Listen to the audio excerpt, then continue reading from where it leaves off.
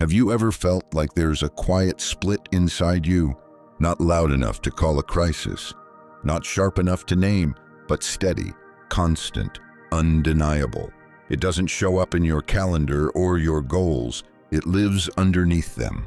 A silent drag between two versions of you. One part already knows what you're capable of. Not abstractly, viscerally. You've seen yourself act with clarity. You've felt what it's like to respond with control instead of habit. That version of you is not a dream. It's familiar. That's what makes it hard to ignore, but the other part resists. Not because it doubts, but because stepping into that version would come at a cost. It would require a new language, new boundaries, new loss. Even if it works, you wouldn't get to return to the life that tolerated the old version. You feel this in moments that don't look dramatic. When you know what you want to say, but edit it. When something aligns and you hesitate instead of acting. When you catch a glimpse of what could be, then immediately shrink back. And it happens quietly, because the voice that pulls you down doesn't scream, it rationalizes. Take your time, don't overreach. You're not that person yet. And you believe it, not because it's true, but because it's safe. Staying small keeps everything familiar. Even your doubt feels like home. By the end of this video, you'll understand what that hesitation really is. Most men don't hesitate because they fear failure. They hesitate because they sense what happens if they finally stop failing.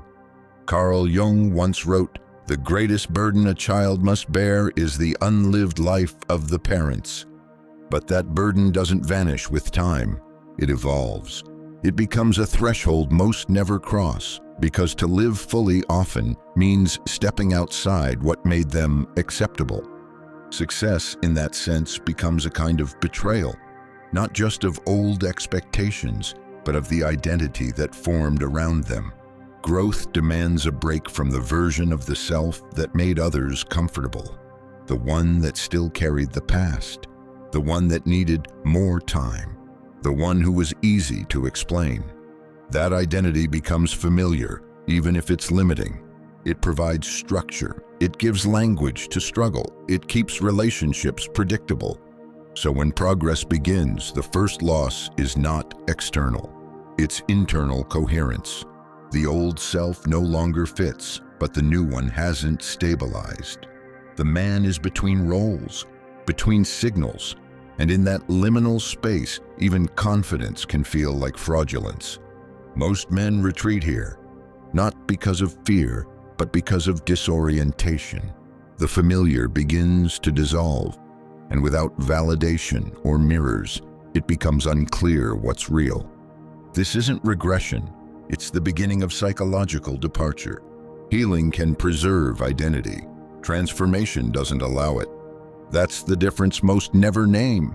Healing often becomes a ritual of preservation, carefully controlled, privately processed, and rarely disruptive. It allows the self to remain intact while appearing to move forward. Transformation doesn't offer that luxury. It doesn't ask for participation. It demands surrender. It doesn't fit into a schedule or wait for readiness. It alters the structure that healing was designed to protect. Many enter healing with sincerity. They read, they reflect, they attend, but beneath it, they remain loyal to a self that doesn't actually want to be changed. It wants to be heard. It wants to be seen, but it doesn't want to be dismantled. That's why transformation feels like a threat. Not because it's painful, but because it's final. It requires decisions that fracture the old framework.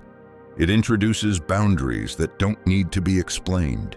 It pulls the person out of dynamics where their silence had become functional. Transformation disrupts agreement, especially the unspoken ones. The roles built around tolerating dysfunction, the social contracts that allowed pain to remain visible but never addressed. Healing often allows for delay. Transformation eliminates it. And once delay disappears, only two choices remain: move forward or return to the version of the self that already knows how to survive. Transformation becomes threatening when pain stops being something to escape and starts becoming part of how a man defines himself. Over time, survival takes shape, not just as behavior but as identity. Wounds become reference points. They explain delays. They justify patterns. They create a version of the self that makes hesitation feel rational. That version gains stability. It earns understanding. It gives others something to respond to, and slowly, it becomes easier to manage than to replace. When change becomes possible, it creates tension, because stepping forward means more than improvement. It requires separation from the image that made the struggle acceptable. Progress creates guilt, not for doing something wrong, but for letting go of the story that made staying the default. Letting go of pain isn't always relief. Sometimes it feels like betrayal, because the version shaped by that pain helped build connection. It made everything make sense. This is where grief shows up, not for the past itself, but for the identity that's no longer needed. And that's where most transformation pauses. Not because the future is unclear, but because the current identity still feels familiar enough to protect. Potential is often misunderstood as something to chase. But it doesn't live in the future. It's not built through invention. It's recalled. Growth feels unfamiliar because it reintroduces a part of the self that has been buried, not absent. The original instinct, the clarity that didn't need translation, the ambition that wasn't filtered through shame. Over time, that version became harder to access. Not because it failed, because it didn't match the environment. Expression was corrected. Drive was questioned. Presence was misread as threat, so the system adapted. And the deeper self became something to manage, not follow. When potential resurfaces, it doesn't arrive with new instructions. It returns as recognition. It brings the discomfort of seeing how much has been suppressed, and the quiet realization that none of it was lost. That's why growth often feels disorienting, because it doesn't feel like progress. It feels like re-entry. The work isn't to become something better. It's to stop negotiating with the version that was built to survive, and to move toward the one that never stopped waiting. The moment potential becomes familiar, blame loses its function. As long as the self remained distant, delay felt justified. There were reasons to explain why nothing had shifted. The past still shaped the present. Other people still held part of the story. But once recognition returns, that justification no longer holds, and responsibility begins, not as pressure, as clarity. Power rarely feels like progress. It shows up in the absence of excuses, when the language of deflection breaks down, when retelling the same narrative begins to feel performative. This is the threshold where maturity begins, not with insight, but with the refusal to keep rehearsing what already happened. Ownership doesn't come with certainty. It begins in silence, when blame stops creating safety, when repetition stops feeling honest. And in that space, a different kind of decision becomes possible. Not one rooted in motivation, but in the quiet recognition that no one else is coming to change the pattern. Real growth doesn't feel like momentum. It feels like dislocation. Not because something is wrong, but because internal orientation has been disrupted. The patterns that once defined direction begin to lose their grip. Old thoughts no longer create urgency. Old roles no longer fit. This isn't a crisis, it's an unbinding. When a man starts moving toward his actual capacity, his internal structure begins to shift. Certainty is the first thing to collapse. What used to feel clear becomes quiet. What used to motivate becomes irrelevant. The systems that were once needed, overthinking, emotional rehearsal, self-editing, begin to slow down. Not because everything is resolved, because those systems were built for a different version of the self. And without them, the space between identities opens, a gap with no map. That's what makes this stage hard to survive. It doesn't hurt, it disorients.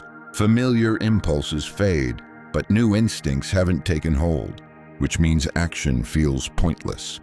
Stillness feels empty, and the absence of reaction is mistaken for regression.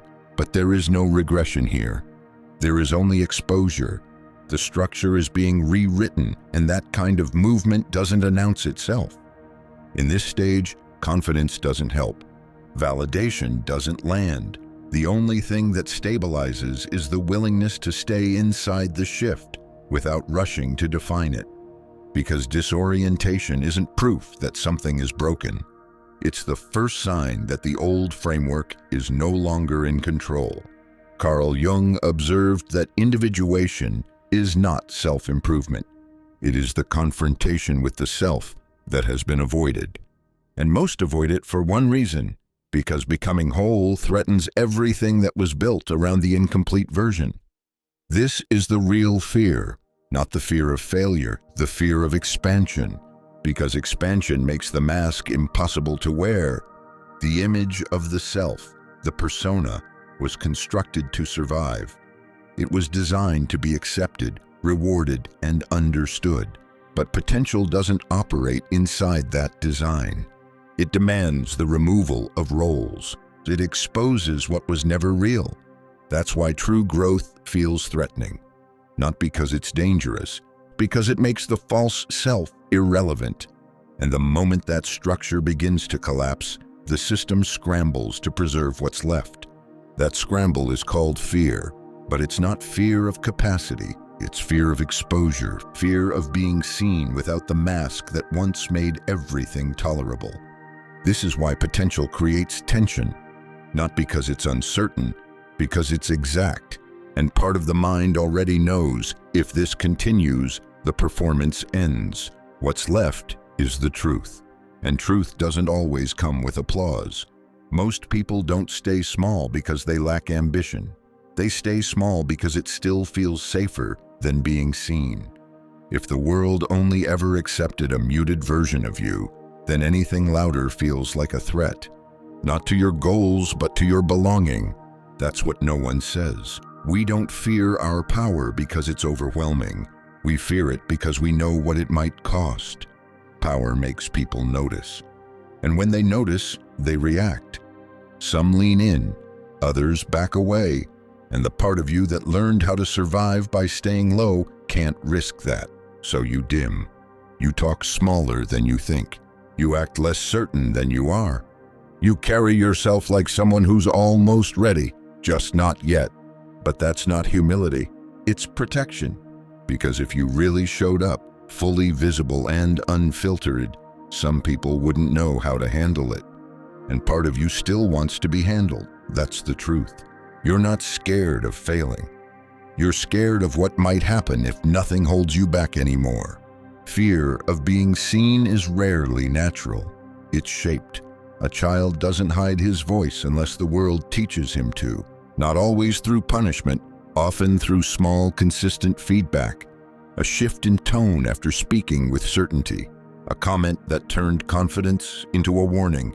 Praise that rewarded compliance more than clarity. Those signals don't get processed logically. They get internalized. The mind starts forming quiet rules. What earns connection? What creates distance? Over time, those rules become identity. They decide how much expression feels safe. They limit how far presence is allowed to go before guilt steps in. None of it is random. What looks like self-doubt is often obedience to an older equation. Stay within range. Don't get too far ahead. Keep things predictable, and the relationship stays intact. That logic worked once. It made survival possible, but it was never designed to support expansion. And when a man begins to change, the conflict isn't just about direction. It's about loyalty to the pattern that once kept him protected. Letting it go doesn't feel like growth. It feels like betrayal. There's a point in the process where external input stops being useful, not because it isn't supportive, but because no amount of reassurance can replace what's missing. What's missing is internal authority. Until now, progress has depended on signals, feedback, validation, permission, a sense that movement is real only if it's confirmed. But self-trust doesn't operate that way. It's not built on outcomes. It's built on recognition. Recognition that instincts can be followed without being explained. That discomfort isn't always a warning. It's sometimes alignment. That clarity doesn't need to be softened just to keep things familiar. The self begins to integrate when action no longer requires negotiation, when truth doesn't need rehearsal, when restraint is no longer confused with humility, and that shift is quiet. It doesn't create urgency, it creates stability, not control, not certainty, just the absence of internal friction. From here, the external world doesn't need to change. The relationship to it does. Most people assume growth needs confidence, but confidence fades. What holds is safety, not comfort, not control, just the internal condition that allows truth to remain intact, even when the environment isn't predictable. This is the part of the process that doesn't look like change. It looks like maintenance, keeping promises to the self, honoring yes and no without explanation, choosing actions that reflect who's being built, not who's being protected. Growth turns unstable when it depends on the world to stay calm, when power only exists as long as feedback is positive, when clarity needs to be received before it feels real. Inner safety breaks that dependence. It creates room for discomfort without collapse, room for contradiction without retreat. At this point, the man no longer rises because the world allows him to. He rises because the self he trusts can withstand what happens next. Clarity doesn't always come with evidence. Sometimes it comes when the old metrics stop working. No one is clapping, no one is watching, and the path still feels unfamiliar, but something sharp breaks through the noise. A sense that alignment no longer needs permission, that progress doesn't need applause to be real. Carl Jung once wrote, "Your vision will become clear only when you can look into your own heart. Who looks outside dreams, who looks inside awakens." This is that moment, not dramatic, not visible, but undeniable. The man stops asking what others see. He starts paying attention to what stays quiet when nothing external is validating it. From here, direction becomes internal.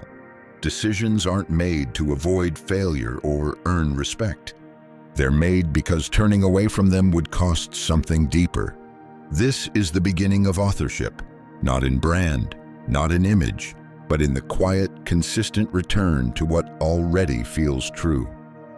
By now, the pattern is clear. The fear of potential was never about ability. It wasn't about laziness. It wasn't about not being ready. It was about what would have to be released in order to grow. The identity that made survival possible. The relationships that were built around hesitation. The internal rules that rewarded smallness and punished visibility. Carl Jung didn't define transformation as improvement. He saw it as individuation, the process of becoming whole by facing what had been hidden. And in that process, the most terrifying moment is often the most quiet. When the old self no longer fits and the new one hasn't fully taken shape. That's why potential feels like danger, because it requires a kind of death. And most people would rather improve the mask than remove it. But now the mask is seen for what it is, a strategy, a shelter, a delay, and the man who's still holding it is no longer confused. He knows what's waiting on the other side, not certainty, not control, but alignment, and the quiet responsibility of choosing to move without asking for permission. So the question isn't whether potential is real, it's whether he's still willing to live without it.